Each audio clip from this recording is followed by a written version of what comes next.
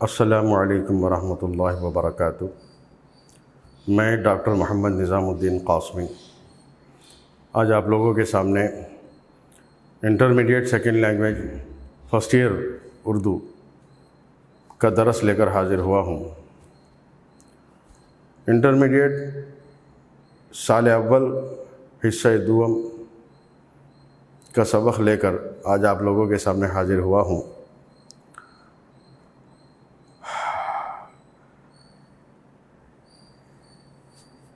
آپ لوگوں کو معلوم ہونا چاہیے کہ انٹرمیڈیٹ کے سال اول کا نصاب جو ہے وہ بہت ہی اہم نصاب ہے۔ اس کے اندر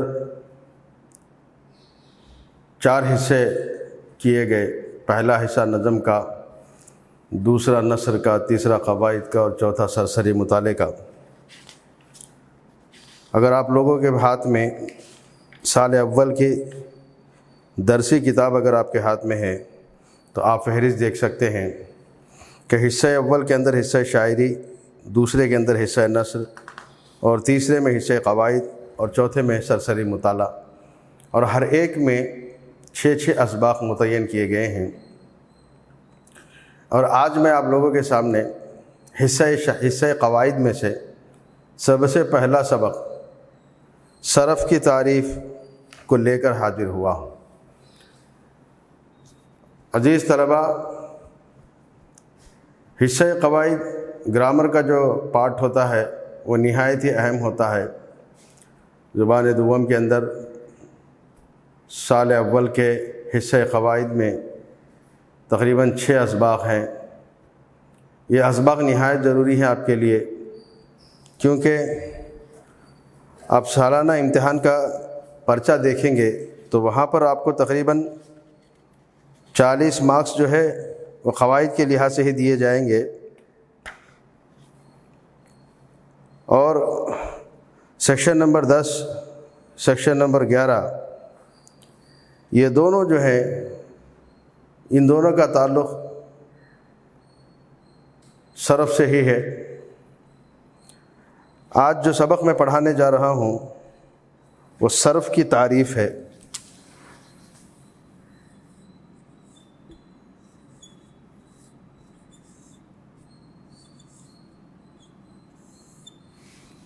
صرف کی تعریف، علم صرف جو ہے وہ نہایت ہی ایک اہم عنوان ہے، ایک اہم موضوع ہے حصہ قواعد کو لے کر۔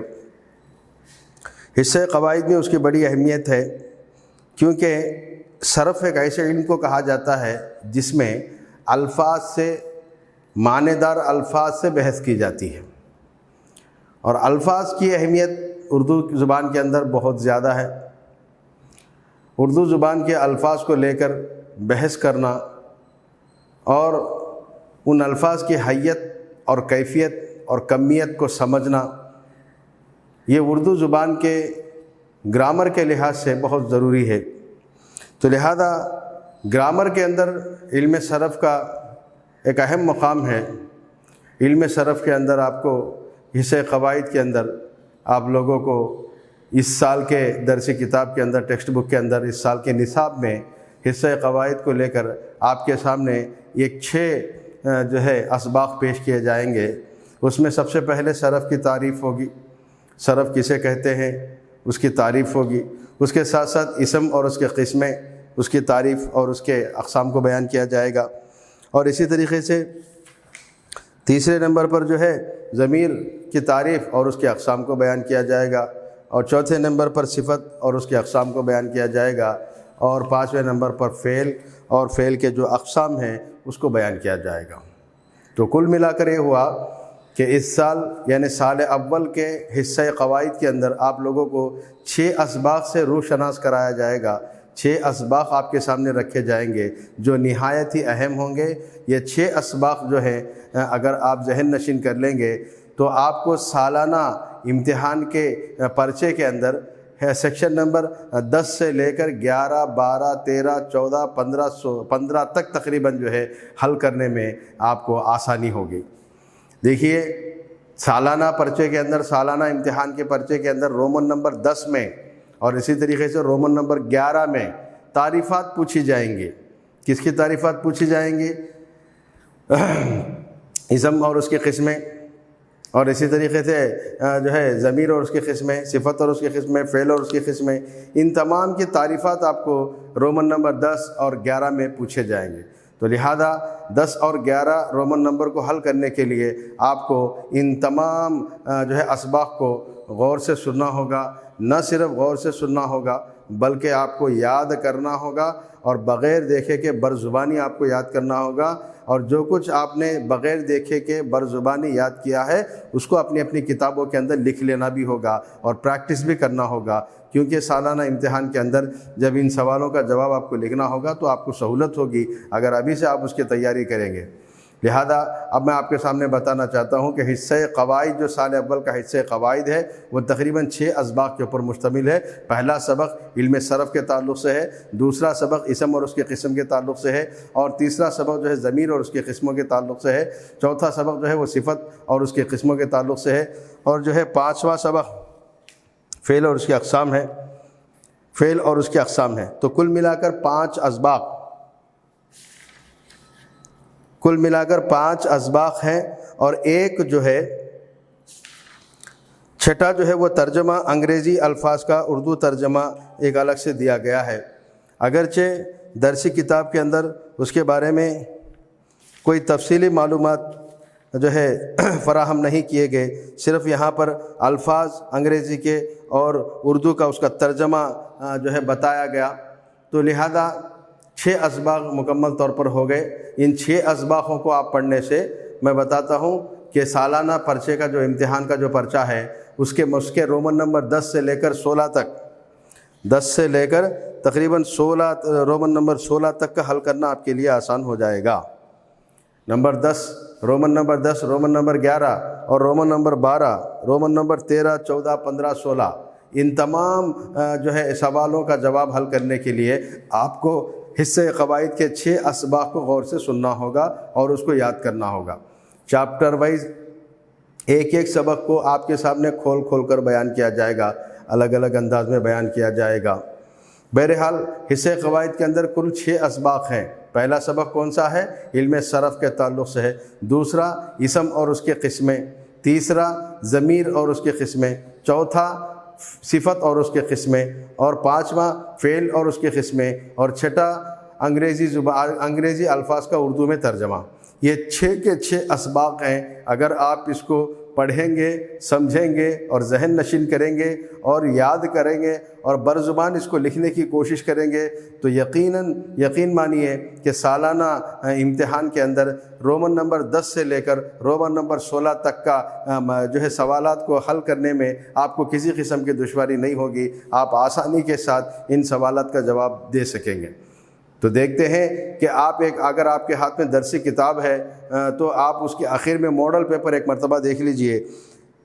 کتاب کے آخر میں ماڈل پیپر جو دیا گیا، اس ماڈل پیپر کے اندر رومن نمبر 10 سے آپ دیکھیے پہلی بات تو رومن نمبر 9 سے ہی جو ہے عبارت شروع ہو جاتی ہے، گرامر کا جو ہے پارٹ شروع ہو جاتا ہے۔ تو رومن نمبر 9 کے اندر صرف ایک عبارت دی جائے گی، ایک پیارا آپ کو دیا جائے گا، اس پیارے کو پڑھ کر اس پیارے اور عبارت میں سے کچھ سوالات قائم کیے جائیں گے، بس ان سوالات کا جوابات اسی پیارے میں سے آپ کو دینا ہوگا۔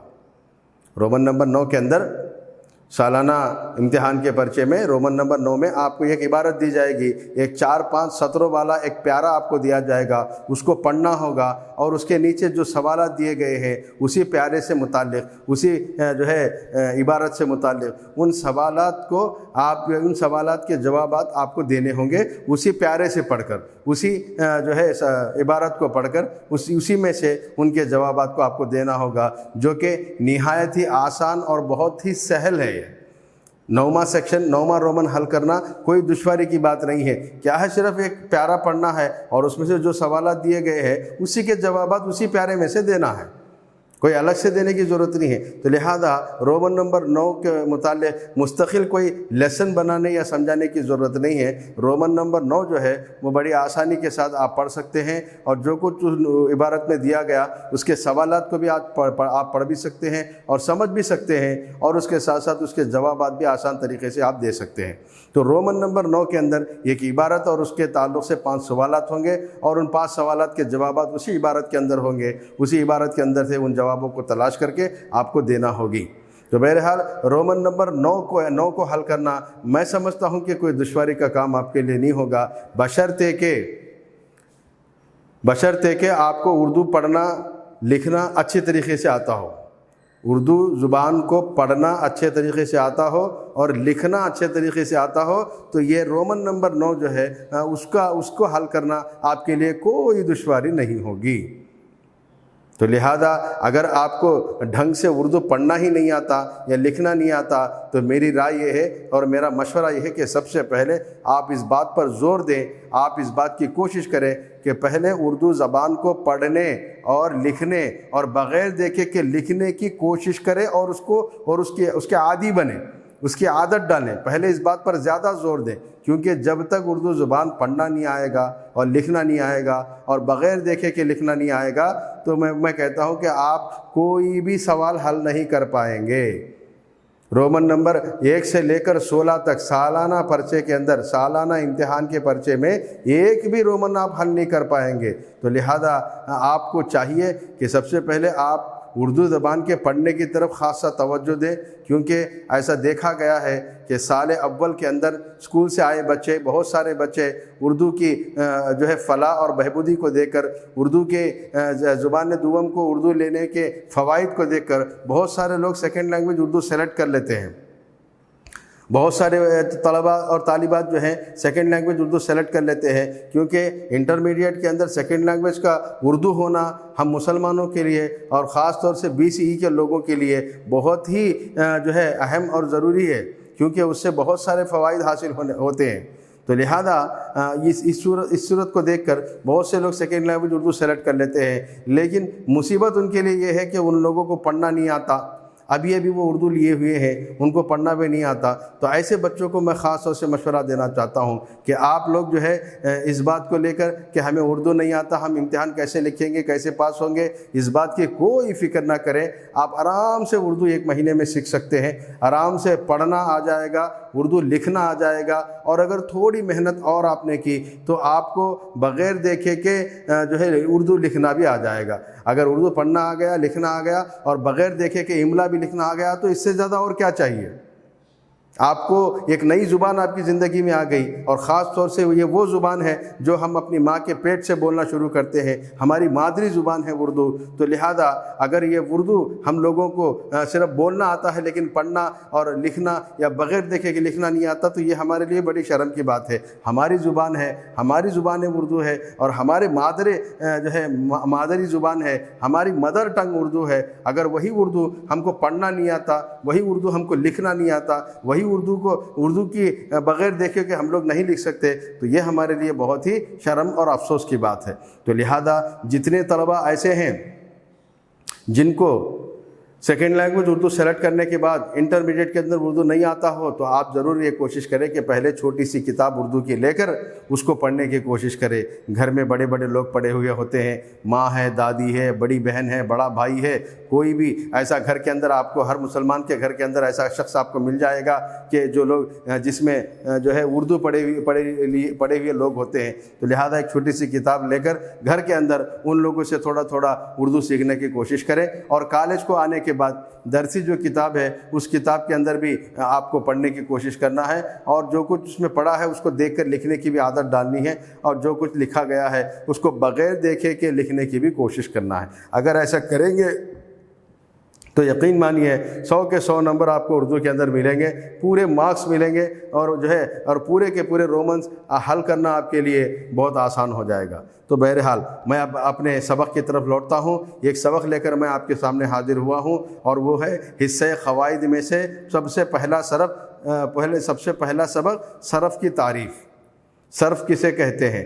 اس کی تعریف، جیسا کہ میں نے پہلے بتایا کہ حصہ قواعد کے اندر کل 6 اسباق ہیں۔ پہلا سبق جو ہے وہ صرف کی تعریف ہے، دوسرا اسم اور اس کے قسمیں ہیں، اور تیسرا جو ہے ضمیر اور اس کی قسمیں ہیں، چوتھا جو ہے صفت اور اس کی قسمیں ہیں، پانچواں جو ہے فعل اور فعل کے اقسام ہیں، اور چھٹا جو ہے انگریزی الفاظ کا اردو میں ترجمہ۔ یہ 6 کے 6 اسباق ہیں، لیکن آپ کو معلوم ہونا چاہیے ہر چیپٹر کے اوپر الگ لیسن دیا جائے گا۔ صرف کے اوپر ایک الگ لیسن ہوگا، الگ چیپٹر ہوگا، ایک الگ ویڈیو ہوگی۔ اسی طریقے سے اسم اور اس کے اقسام کے اوپر الگ ایک چیپٹر ہوگا، الگ ایک لیسن ہوگا۔ اسی طریقے سے ضمیر اور اس کے اقسام کے اوپر ایک الگ لیسن ہوگا، اور اسی طریقے سے صفت اور اس کے اقسام کے اوپر الگ لیسن ہوگا، اور فعل اور اس کے اقسام کے اوپر ایک الگ لیسن ہوگا۔ انگریزی الفاظ کا اردو میں ترجمہ، یہ بھی ایک الگ لیسن ہوگا۔ 6 الگ الگ پارٹوں میں، 6 الگ الگ چیپٹروں میں جو ہے آپ کے سامنے یہ ویڈیوز پیش کیے جائیں گے۔ لیکن آج کا جو ویڈیو آپ کے سامنے پیش کیا جا رہا ہے وہ ایک ہی سبق کو لے کر ہے، حصہ قواعد، جس کے اندر صرف کی تعریف بتائی گئی ہے۔ صرف کی تعریف سمجھنے کے لیے ہمیں جو ہے باقی 5 جو ہے 4 قسموں کو بھی ہمیں سمجھنا ضروری ہوتا ہے، لہذا اسم اور جو ہے ضمیر اور صفت اور جو ہے فعل کی اقسام کو بھی تھوڑا تھوڑا مختصر انداز میں ہم اس کو بھی سمجھیں گے تاکہ صرف کو سمجھنا ہمارے لیے آسان ہو۔ تو آئیے چلتے ہیں، سب سے پہلے ہم صرف کی تعریف جانتے ہیں کہ صرف کسے کہتے ہیں۔ اگر آپ لوگوں کے ہاتھ میں درسی کتاب ہے تو آپ اس کتاب کو کھولیے، صفحہ نمبر 62، آپ صفحہ نمبر 62 کھولیے، اس کے اندر صرف کی تعریف سے شروعات کی گئی ہے۔ صفحہ نمبر 62 یعنی 60 پر 2، صفحہ نمبر 60 پر 2 پر دیکھیے، صرف کی تعریف۔ صرف میں الفاظ سے بحث ہوتی ہے، الفاظ گفتگو میں آتے ہیں اور اس کی نقل لکھنے میں کی جاتی ہے۔ کہتے ہیں کہ صرف میں الفاظ سے بحث ہوتی ہے، الفاظ چونکہ گفتگو میں آتے ہیں اور اس کی نقل کیا ہوتی ہے؟ لکھنے کے اندر آتی ہے۔ الفاظ جملے کا کم از کم جز ہوتا ہے، لفظ جو ہے جملے کا کم از کم جز ہوتا ہے۔ ایک ہوتا ہے لفظ، ایک ہوتا ہے جملہ، یعنی ایک ہوتا ہے مفرد، ایک ہوتا ہے مرکب۔ تو ایک جو ہوگا وہ لفظ ہوگا، ایک سے زیادہ جو ہوں گے وہ جملہ ہوگا۔ لفظ، کئی لفظوں کو مل کر ایک جملہ بنتا ہے، جملے کے اندر کئی الفاظ ہوتے ہیں، کئی لفظ ہوتے ہیں، تو لہذا لفظ اور جملہ 2 الگ الگ چیزیں ہیں۔ جو ہے بہت سارے لفظوں کو مل کر جملہ بنتا ہے، اور لفظ کیا ہوتا ہے؟ جملے کا ایک حصہ ہوتا ہے۔ لفظ جو ہے وہ جملے کا ایک حصہ ہوتا ہے۔ ہر لفظ کے کچھ نہ کچھ معنی ہوتے ہیں، یہ بات بھی ذہن نشین کر لیں کہ ہر لفظ جو اردو کے اندر، زبان اردو کے اندر جتنے بھی الفاظ ہیں، جتنے بھی لفظ ہیں، وہ سب کے اندر کوئی نہ کوئی معنی ہوتے ہیں، جس کے اصل اور صحیح معنی بول چال یا جملے میں آنے سے معلوم ہوتے ہیں۔ جس کے اصل اور صحیح معنی، بہت سارے اردو کے اندر الفاظ ایسے ہیں جس کے معنی ہیں، اور بہت سارے الفاظ ایسے ہیں کہ اس کے اصل معنی کیا ہیں وہ جملے کے جو ہے بول چال کے یا جملے میں آنے سے اس کے صحیح معنی معلوم ہوتے ہیں، کیونکہ اردو زبان کے اندر بہت سارے الفاظ ایسے ہیں کہ جس کے معنی جو ہے الگ الگ طریقے کے ہیں، لیکن اس کے صحیح معنی کا اگر پتہ چلنا ہو کہ اس لفظ کے صحیح معنی کیا ہے، تو وہ لفظ جب تک یا تو جملے میں نہیں آ جاتا یا بول چال میں نہیں آ جاتا تب تک اس لفظ کے صحیح معنی نہیں پہچان پائیں گے۔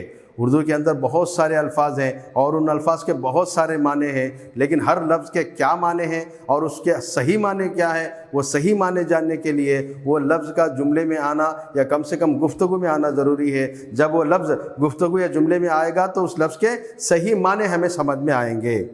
آگے لکھتے ہیں، بعض الفاظ بے معنی اور بعض الفاظ با معنی ہوتے ہیں۔ اردو کے اندر جتنے الفاظ ہیں، بعض الفاظ کیا ہوتے ہیں؟ معنی دار ہوتے ہیں، اور بعض الفاظ بے معنی ہوتے ہیں۔ تو لہذا صرف کی تعریف کے اندر یہ بات یہ بتائی گئی کہ صرف میں الفاظ سے بحث کی جاتی ہے، لفظ جو ہے وہ جملے کا ایک جز ہوتا ہے، اور جو ہے جملے کے کچھ نہ کچھ معنی ہوتے ہیں، اور اس کے اصل معنی کیا ہے اس کو سمجھنے کے لیے اس لفظ کا جملے میں آنا یا بول چال میں آنا ضروری ہے۔ وہ لفظ اگر جملے میں آتا ہے تو اس کے معنی صحیح طور پہ سمجھ میں آئیں گے، اور وہ لفظ اگر گفتگو میں آتا ہے، بول چال میں آتا ہے، تو اس لفظ کے صحیح معنی ہمیں سمجھ میں آئیں گے۔ تو لہذا لفظ کے صحیح معنی سمجھنے کے لیے اس لفظ کا یا تو بول چال میں ہونا یا گفتگو میں ہونا ضروری ہے، یا جملے میں ہونا ضروری ہے۔ اسی طریقے سے جتنے بھی اردو کے الفاظ ہیں اس کی دو قسمیں ہیں، بعض الفاظ ایسے ہیں جس کے معنی ہوتے ہیں، اور بعض ایسے ہوتے ہیں جس کے کوئی معنی نہیں ہوتے۔ اب یہاں لکھتے ہیں کہ بامعنی الفاظ کو کلمہ کہتے ہیں۔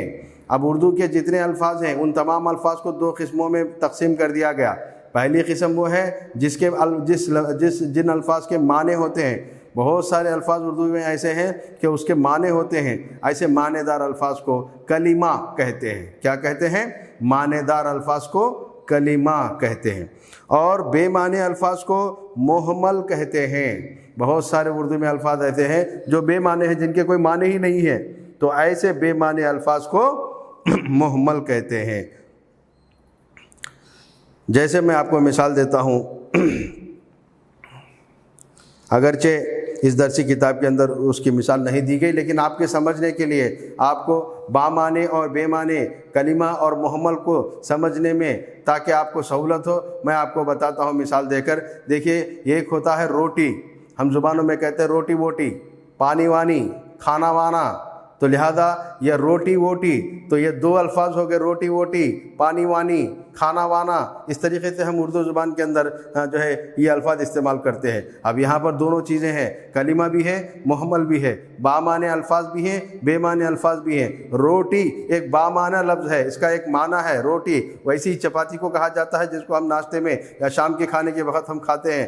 روٹی ایک معنی نکلتے ہیں اس کے، تو لہذا روٹی جو لفظ ہوا یہ کیا ہوا؟ بامعنی لفظ ہوا، اور بامعنی لفظ کو کیا کہتے ہیں؟ کلمہ کہتے ہیں۔ اب روٹی کے ساتھ ہم نے کیا کہا؟ ووٹی۔ اب ووٹی، روٹی ووٹی، دو الفاظ کو ہم نے بیان کیا، روٹی کے ساتھ ووٹی ہم نے بیان کیا، لیکن ووٹی کا کوئی معنی نہیں ہے، یہ ایک بے معنی لفظ ہے، اور بے معنی لفظ کو کیا کہتے ہیں؟ محمل کہتے ہیں۔ بے معنی لفظ کو محمل کہتے ہیں، بامعنی لفظ کو کلمہ کہتے ہیں۔ اسی طریقے سے کھانا وانا، کھانا وانا کھا لیے کیا؟ ہم کہتے ہیں کھانا وانا کھا لیے کیا؟ تو کھانا ایک لفظ ہے، وانا ایک لفظ ہے، تو کھانے کا تو مطلب سمجھ میں آتا ہے، اس کے تو ایک معنی ہے، تو لہذا یہ کھانا کیا ہوا؟ ایک بامعنی لفظ ہوا، بامعنی لفظ ہوا، تو لہذا بامعنی لفظ کھانے کو کیا کہیں گے؟ کلمہ کہیں گے۔ اور کھانے کے ساتھ جو لفظ ہے وانا، یہ وانے کے کوئی معنی نہیں، یہ بے معنی لفظ ہے، اس کو کیا کہیں گے؟ محمل کہیں گے۔ ایک مثال دیکھیے آپ، روٹی ووٹی، کھانا وانا، پانی وانی، ایک زبان ہم استعمال کرتے ہیں، روٹی ووٹی، کھانا وانا، پانی وانی، اس طریقے سے ہم محمل الفاظ کا بھی استعمال کرتے ہیں۔ تو لہذا یہاں پر دو لفظ ہو گئے، ایک روٹی ہو گئی، ایک ووٹی ہو گئی۔ اب یہ تو ہوا معنی کے، اس کی تو معنی ہے، روٹی کے معنی سمجھ میں آتا ہے کہ روٹی کسے کہتے ہیں، کھانے کے معنی سمجھ میں آتا ہے کہ کھانا کسے کہتے ہیں، پانی کے معنی سمجھ میں آتا ہے کہ پانی کسے کہتے ہیں، لیکن یہ ووٹی کا مطلب سمجھ میں نہیں آتا، وانا کا مطلب سمجھ میں نہیں آتا، اور وہ جو ہے وانی کا مطلب سمجھ میں نہیں آتا۔ تو لہذا روٹی ووٹی، کھانا وانا، پانی وانی، یہ جو الفاظ ہے اس میں ایک تو معنی دار ہے، دوسرا بے معنی ہے، تو لہذا جو معنی دار ہے اس کو تو ہم کیا کہیں گے؟ کلمہ۔ اس کو کیا کہیں گے؟ کلمہ۔ اور جو بے معنی لفظ ہے اسے کیا کہیں گے؟ محمل۔ یہ ہو گیا کلمہ اور یہ ہو گیا محمل۔ تو اردو زبان کے الفاظ کے اندر بہت سارے بے معنی الفاظ ہوتے ہیں، بامعنی الفاظ ہوتے ہیں، تو بامعنی الفاظ کو کلمہ کہتے ہیں اور بے معنی الفاظ کو کیا کہتے ہیں؟ محمل کہتے ہیں۔ آگے چلیے، آگے لکھتے ہیں، اگر آپ کے پاس کتاب ہے تو آپ کتاب میں صفحہ نمبر جو ہے 62 پہ دیکھیے، سال اول، انٹرمیڈیٹ کے سال اول کی سیکنڈ لینگویج اردو کی کتاب اگر آپ کے ہاتھوں میں ہے، اور صفحہ نمبر 62 پر دیکھیے۔ آگے چلیے، کہتے ہیں کہ بے معنی الفاظ سے قاعدے کا کوئی تعلق نہیں ہے، قواعد میں صرف بامعنی الفاظ سے بحث کی جاتی ہے۔ کہتے ہیں کہ قواعد میں، گرامر کے اندر صرف اور صرف بامعنی الفاظ سے ہی بحث ہوگی، بے معنی الفاظ سے بحث نہیں ہوگی۔ صاف کہتے ہیں کہ بے معنی الفاظ سے قاعدے کا کوئی تعلق نہیں، جیسے کہ یہ الفاظ ہے ووٹی، وانا، مانی، ان سے کوئی بحث نہیں ہے، اس کے اندر کوئی کسی بحث میں ان الفاظ کو لے کر پڑھنے کی ضرورت نہیں ہے۔ اگر بحث کرنا ہے تو صرف معنی دار الفاظ یعنی کلمے کے اندر بحث ہوتی ہے۔ آگے کہتے ہیں بامعنی الفاظ سے بحث کی جاتی ہے، اس لحاظ سے بامعنی لفظ یعنی کلمے کی دو قسمیں ہوئے، مستقل کلمے، غیر مستقل کلمے۔ اب جب یہاں پر بامعنی الفاظ کلمے کو کہا گیا تو اب کلمے کی بھی دو قسمیں نکلیں گی۔ آپ لوگوں کو معلوم ہونا چاہیے کہ میں علم صرف کی بات کر رہا ہوں کہ علم صرف کسے کہتے ہیں۔ علم صرف جو ہے علم صرف کے اندر الفاظ سے بحث کی جاتی ہے، معنی سے بحث نہیں کی جاتی، صرف الفاظ، تلفظ، اس کی الفاظ کی جو ہے حیت اور کیفیت اس کو لے کر بحث کی جاتی ہے۔ الفاظ کے معنی کو لے کر جو بحث کیا جائے گا اسے تو علم نحو کہیں گے، لیکن علم صرف الفاظ کو لے کر بحث کرنا ہے، تو لہذا اردو میں جتنے بھی الفاظ ہیں ان الفاظ کو لے کر بحث کیے جانے کو علم صرف کہتے ہیں۔ اب میں نے بتا دیا علم صرف کے اندر کیا ہے۔ علم صرف کے اندر الفاظ میں دو قسم کے الفاظ ہوتے ہیں، ایک معنی دار الفاظ ہوتے ہیں، ایک بے معنی الفاظ ہوتے ہیں۔ معنی دار الفاظ کو کلمہ کہتے ہیں اور بے معنی الفاظ کو محمل کہتے ہیں۔ اور بے معنی الفاظ یعنی محمل سے قاعدے کا کوئی تعلق نہیں، قواعد میں اس کی کوئی بحث نہیں ہے۔ بے معنی الفاظ یعنی محمل الفاظ سے کسی قسم کی کوئی بحث نہیں ہے۔ ہاں اگر بحث ہے تو قواعد میں کلمے سے بحث ہے، یعنی معنی دار کلمے سے بحث ہے۔ اب معنی دار کلمے کی پھر دو قسمیں ہیں۔ کلمہ آپ برانکٹ میں سمجھنے کے لیے لکھ لیجئے، معنی دار کلمہ کسے کہتے ہیں؟ معنی دار لفظ کو، معنی دار لفظ، معنی دار لفظ کلمہ۔ اب کیا کہتے ہیں؟ اس کی دو قسمیں ہیں، ایک ہے مستقل کلمے، ایک ہے غیر مستقل۔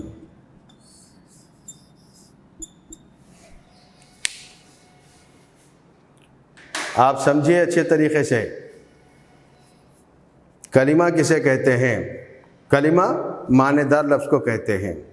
کلمے کی کتنی قسمیں ہیں؟ کلمے کی دو قسمیں ہیں، ایک مستقل کلمے، دوسرے غیر مستقل کلمے۔ آئیے دیکھتے ہیں مستقل کلمے کسے کہتے ہیں اور غیر مستقل کلمے کسے کہتے ہیں۔ دیکھیے مستقل کلمہ وہ بامعنی لفظ جو بغیر کسی دوسرے کلمے کی مدد کے اپنے آپ معنی دے، جیسے کتاب، احمد، آیا، گیا۔ مستقل کلمہ ایسے کلمے کو کہتے ہیں جو بغیر کسی دوسرے الفاظ کو ملائے، بغیر کسی دوسرے الفاظ کو جوڑے، وہ ایک ہی لفظ ایسے معنی دے کہ وہ معنی سمجھ میں آ جائے، مکمل معنی دے دے۔ جیسے کھانا، روٹی، بات سمجھ میں آ گئی، کھانا، روٹی، آیا، گیا، یہ ایسے الفاظ ہیں کہ اس سے سامنے والے کو اس کے معنی سمجھ میں آ جاتے ہیں اور بات سمجھ میں آ جاتی ہے کہ اس لفظ کے کیا معنی ہیں۔ اسے ایسے الفاظ کو کیا کہیں گے؟ مستقل کلمے کہیں گے۔ پھر ایک مرتبہ اس کی تعریف دیکھیے، مستقل کلمہ وہ بامعنی لفظ جو بغیر کسی دوسرے کلمے کی مدد کے اپنے معنی آپ دے، جیسے کتاب۔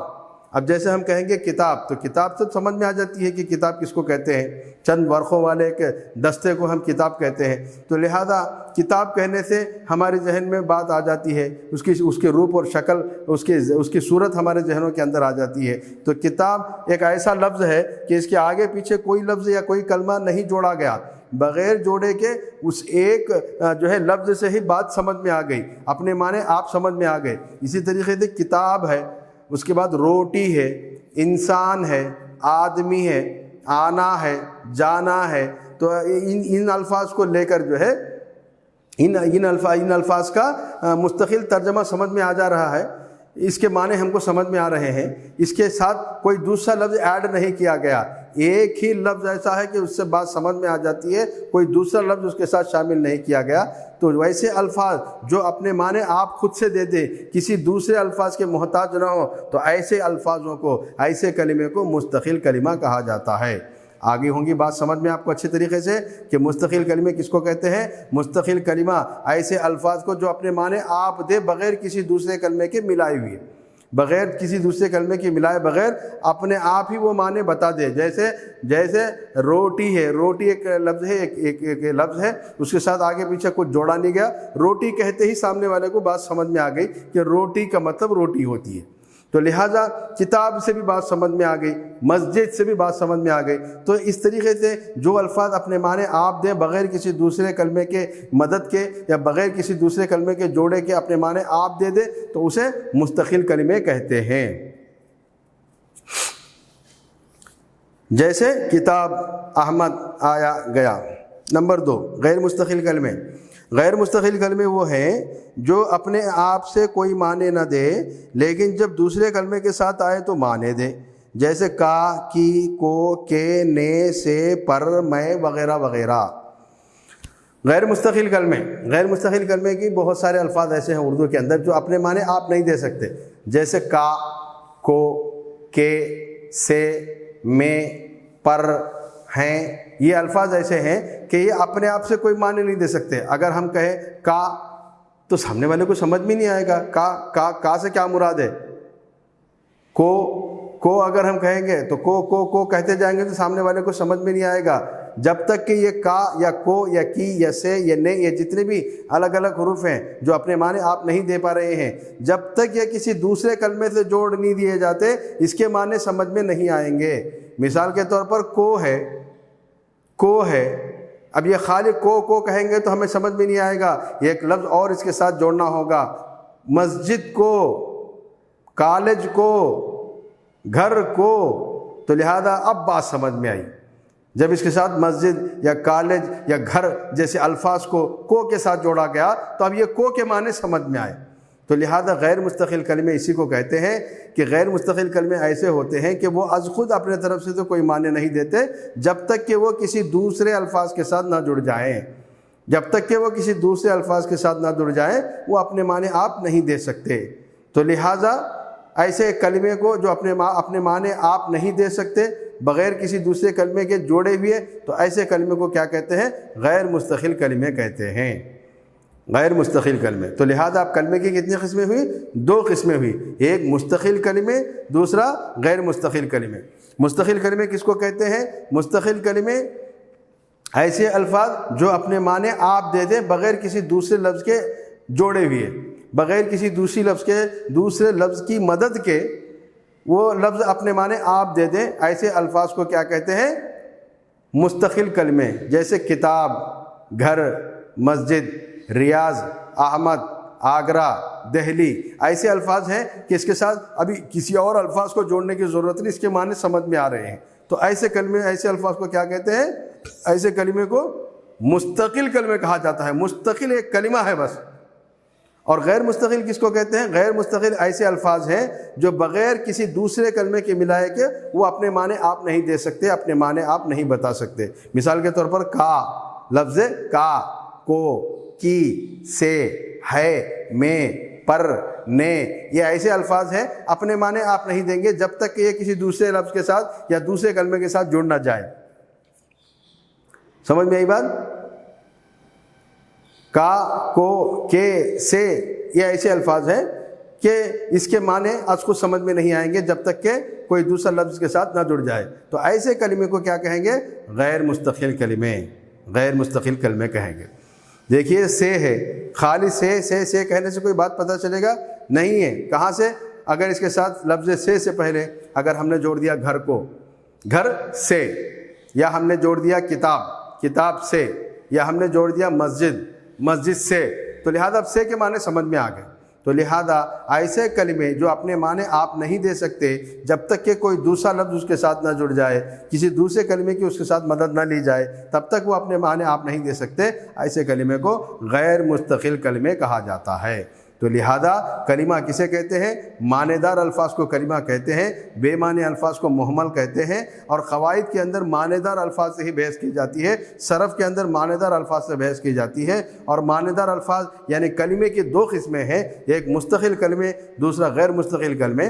مستقل کلمے اسے کہتے ہیں جو با معنی ہو اور اپنے آپ وہ معنی بتا سکے، کسی دوسرے لفظ کے جوڑے بغیر، کسی دوسرے لفظ کی مدد کے بغیر اپنے معنی آپ دے، ایسے الفاظ کو کیا کہتے ہیں؟ مستقل کلمے کہتے ہیں۔ اور غیر مستقل کلمے ایسے الفاظ کو کہا جاتا ہے جو ہے جب تک وہ دوسرے کلمے سے نہ جڑے اپنے معنی وہ آپ نہیں دے سکتے، تو لہذا ایسے کلموں کو جو ہے غیر مستقل کلمے کہا جائے گا۔